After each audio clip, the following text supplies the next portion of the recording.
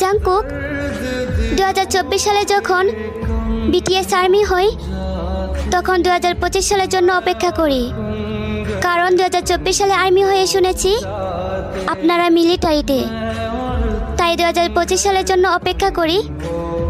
আর আপনারা যখন 2025 সালে ফিরে আসেন তখন মনে হয় এই সালটা যেন শেষ না হয়, আটকে যাক এই সালে। আর এখন কেন জানি মনে হয় একটা বছর শেষ হওয়া মানে আপনাদেরকে হারিয়ে ফেলা। জানি না সে নিকৃষ্ট দিনে কি হবে, যেদিন হাজারো প্রজাপতির চোখের পানি দেখো আমার রাজাদের মন গলবে না, হয়তো থাকতে চাইবে কিন্তু বাস্তবে হারিয়ে যাবে। তারপর এক কালবৈশাখী জ্বরের মতন 7টি রানী এসে বলবে এই 7টি রাজা শুধু একান্তই তাদের।